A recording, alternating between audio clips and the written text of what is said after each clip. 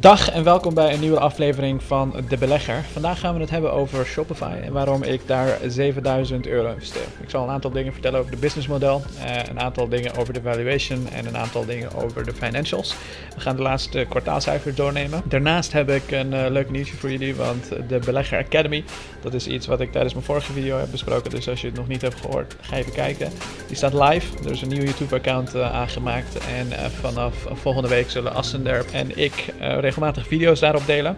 Met de bedoeling dat we beginnende beleggers helpen om bedrijven goed te kunnen analyseren en echt diep in de financials te duiken. Assenderp heeft een Masters in Finance en daarnaast is hij controller bij een organisatie, dus heeft heel veel zicht op de financials van bedrijven. En op die manier hopen we de beginnende belegger te ondersteunen om echt tot in de details naar de financials van de organisaties te bekijken. Dus vind je dat interessant? Ga even hieronder naar de Belegger Academy en subscribe alvast, zodat je nooit een video daarvan mist. Goed, dat gezegd te hebben, eerste intro.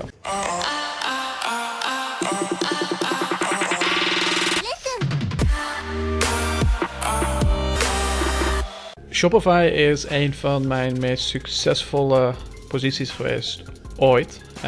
Wat je hier voor je ziet namelijk is een groei van 126% over de afgelopen 7-8 maanden ongeveer. Dat is best flink, want ik heb ook een stukje verkocht op een gegeven moment. Maar Shopify is veel meer dan dat voor mij. Want Shopify heb ik voor het eerst leren kennen toen het ongeveer 30 per aandeel was.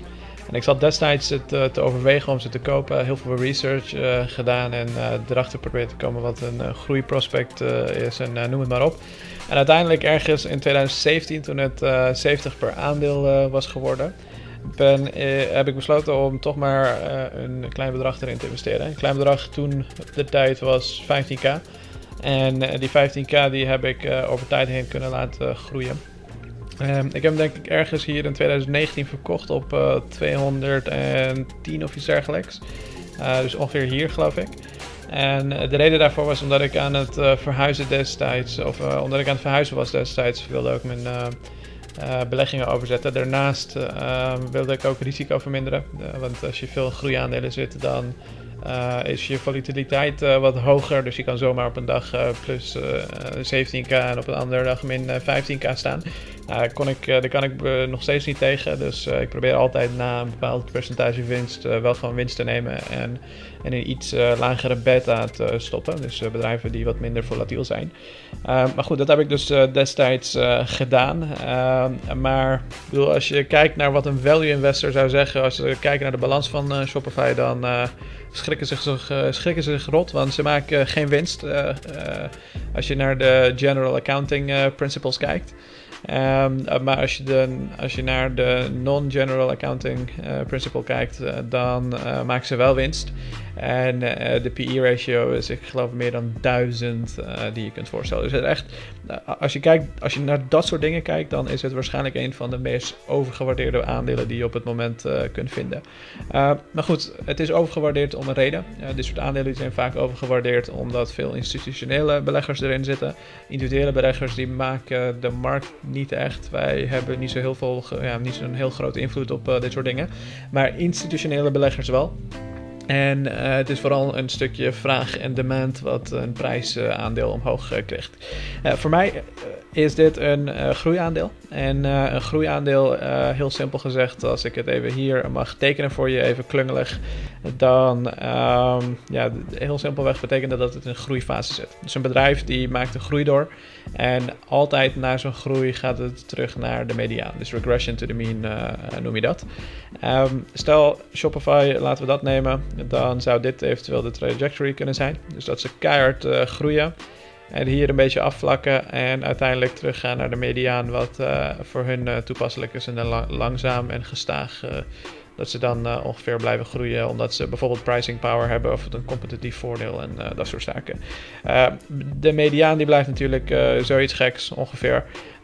Maar dit is de fase waarop je een groeiaandeel natuurlijk wilt pakken. Ik zal het even handiger doen. Dit is de fase waarin je een groeiaandeel wilt hebben. Want vanaf hier is de groei eruit en gaat het natuurlijk langzaam aan groeien. Dus waarschijnlijk beginnen ze tegen die tijd dividend uit te keren en worden ze echt een aandeel zoals bijvoorbeeld een 3M of iets dergelijks. Maar voorlopig zitten ze in de groeifase en op Wall Street, in ieder geval als je veel naar CNBC luistert, dan zeggen ze no price is too high to pay for growth. En nu gaan we even kijken wat precies de businessmodel is en eventueel welke growth zij ervaren. Als je naar de website van Shopify gaat, dan zie je een aantal business lines die ze hebben. Dus een aantal manieren waar ze hun geld mee verdienen. Ze begonnen initieel met een online store. Je kon heel simpelweg als de gemiddelde bakker of schoenenverkoper of noem het maar op een webshop bouwen.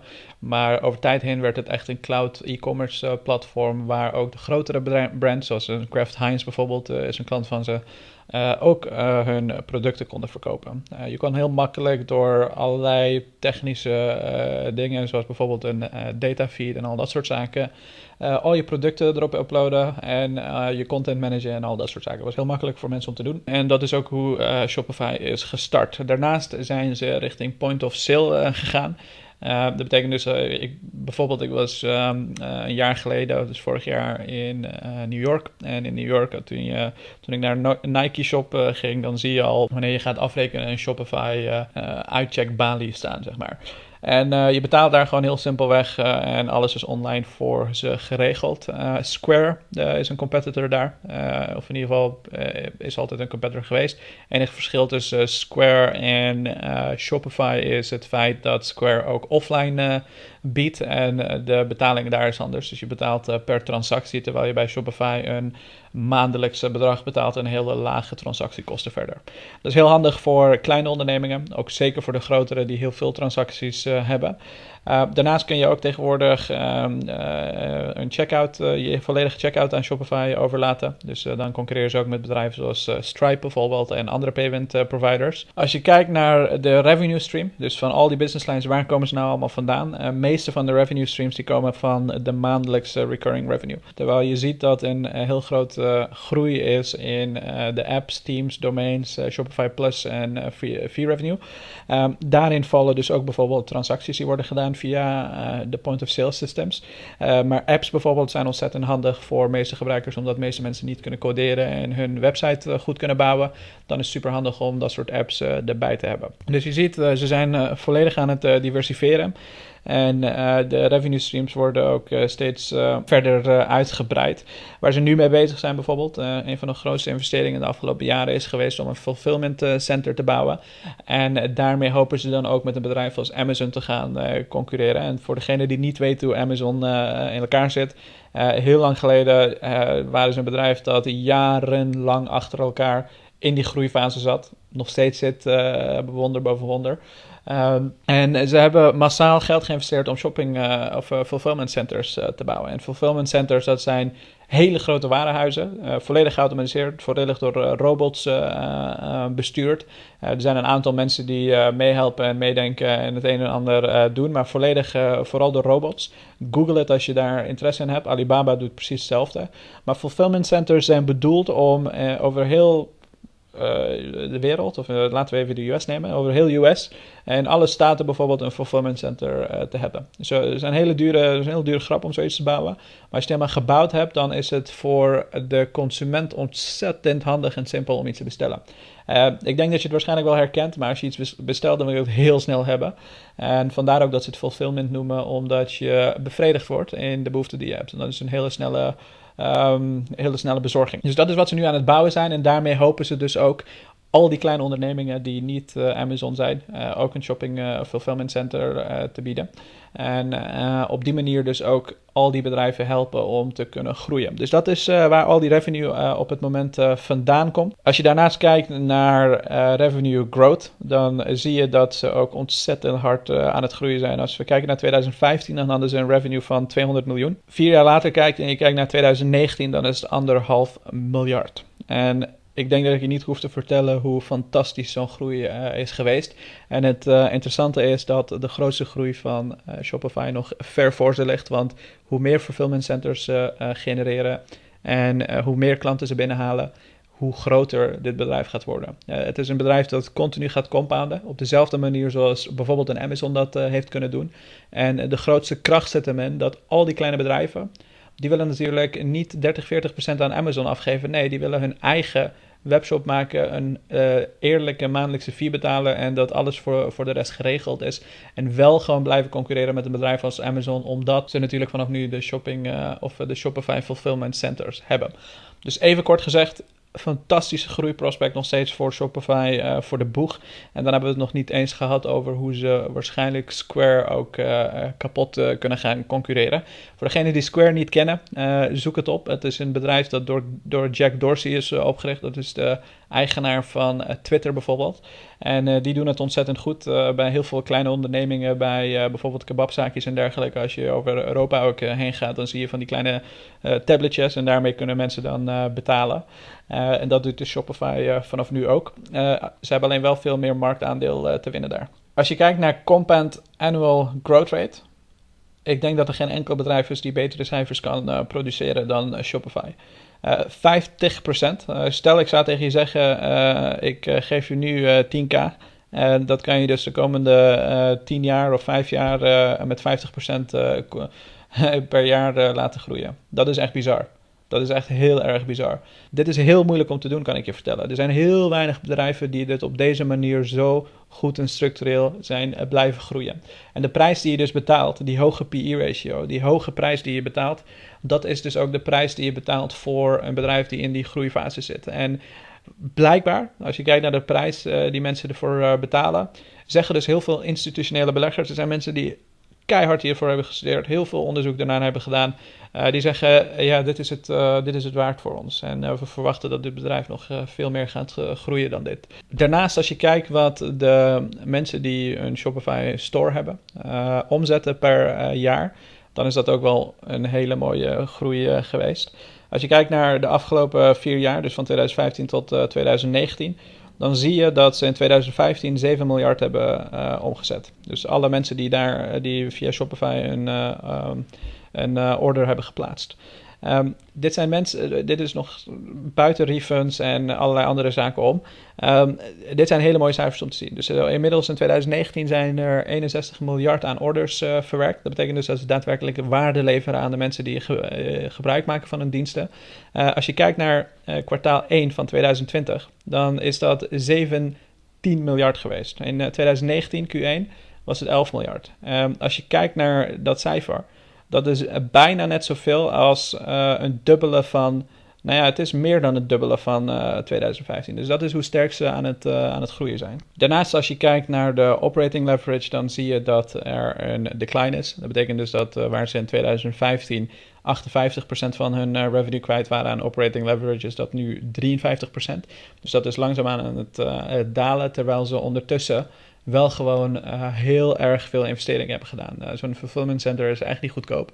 Dat is meer geweest, volgens mij een miljard. Het is in ieder geval meer geweest, 5 keer meer geweest dan wat hun revenue was 4 jaar geleden. Maar dat maakt het juist zo knap, want dat betekent dus wel dat ze een hogere operating leverage hebben, omdat ze hun operating expense verlaagd hebben. Daarnaast zijn ze wel bezig om meer investeringen te gaan doen in 2020. De fulfillment center natuurlijk, maar meerdere fulfillment centers waarschijnlijk.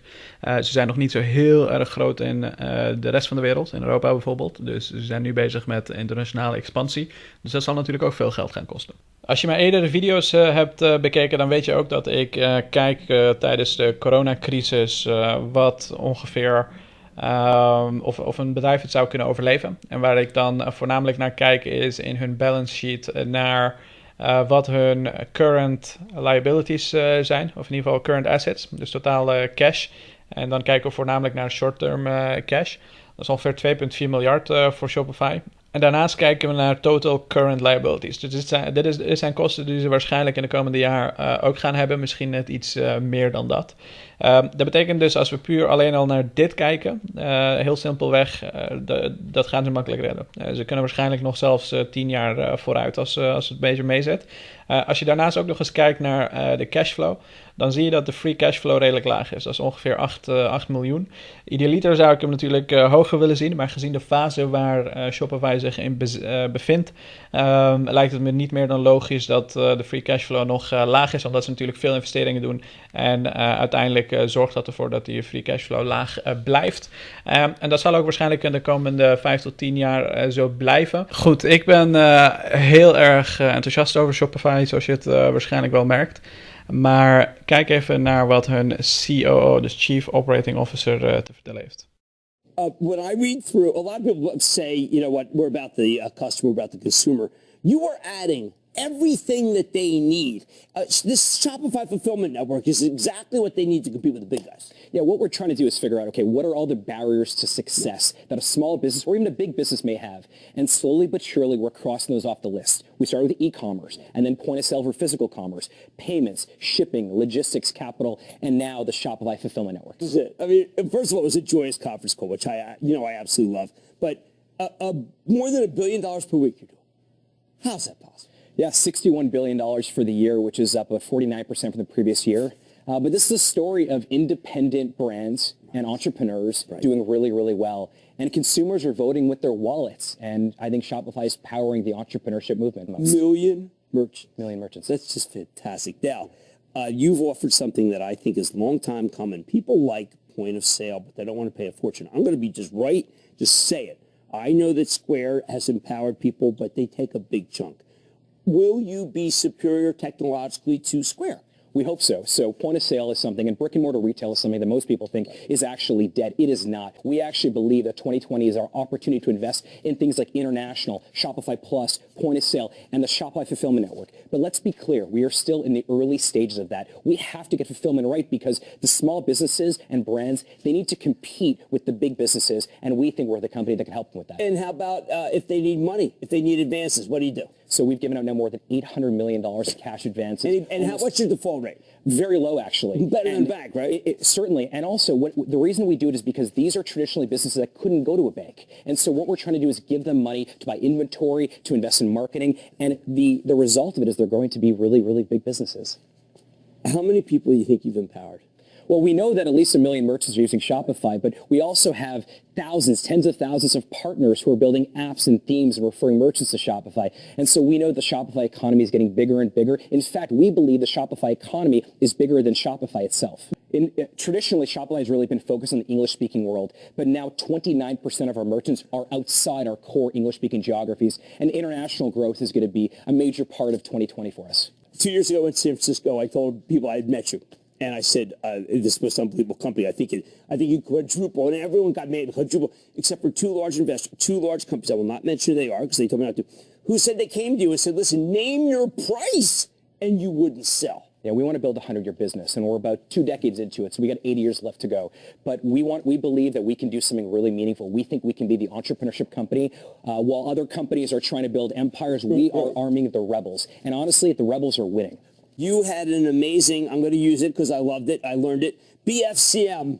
Black Friday, Cyber Monday. That was incredible. $3 billion went through Shopify during those 4 days, and 25 million consumers checked out. And the best part about it was, at our peak, we saw $1.5 million per minute happen through Shopify. That is the example where direct-to-consumer is no longer a fad. It is now steady state, and it's being powered by Shopify. We're at the center of that. Well, I mean, I know, but look, Kylie built the brand, the billion-dollar brand. Do you have people who are building, say, million, 2 million, 10 million, 20 million brands quietly that we should all get to know? Absolutely. So what we're seeing is it's great that we get the KitchenAids and the PepsiCos and the P&Gs using Shopify. PepsiCo, look at that. PepsiCo and P&G, they are the most savvy CPG companies, and they know they have to reach people through you. That's right. So they're going direct to consumer. Right. They're being more entrepreneurial. But the most exciting stories to us are the homegrown success stories. The ones that start at their mom's kitchen table and grow to be category leaders. That's the Gymsharks of the world. That's the companies that are just completely changing the game, and they're all doing it on Shopify. And we're very... it's very meaningful to us. It is truly something that we think is quite special. Passion. Just pure passion. Ja. Dat was echt een fantastisch interview. En ik denk dat de COO ook een hele toffe man is om naar te luisteren. Ik denk dat hij heel goed weet waar hij het over heeft. En Ik denk ook dat Shopify heel veel van de dingen die ze opnoemde waarmaken. Ze kijken 100 jaar vooruit. Er is nog 80 jaar te gaan voor ze wat dat betreft. En het is echt een bedrijf die ervoor zorgt dat de kleine ondernemer, maar ook zeker de grotere multinationals die dit al jaren doen, de juiste tools krijgen om ervoor te zorgen dat ze online een business kunnen bouwen. Zowel online trouwens als offline. En ik denk dat ze dat ook kunnen. Ik denk dat ze daar heel erg goed aan het executen zijn. Sinds de dag dat ik ze tegen ben gekomen, toen ze nog 30 per aandeel waren, zijn ze kwartaal na kwartaal blijven groeien. Ze hebben iedere promise die ze hebben gemaakt ook waargemaakt. En zelfs nog beter dan waargemaakt. Dus ik denk dat dit een bedrijf is die echt nog heel erg flink gaat groeien. Ik blijf in ieder geval nog lang aan de lijn. Ik denk dat we nog aan het begin zitten van iets moois met Shopify. Ik wil jullie bedanken voor het kijken. En ik wil jullie ook even aanmoedigen om beneden een comment achter te laten. Laat me weten wat je ervan vindt. Laat me weten of je het überhaupt leuk vindt om naar dit soort lange video's te blijven luisteren. En mocht je verder vragen hebben, hoor ik het graag in de Discord chat. Dankjewel voor het kijken.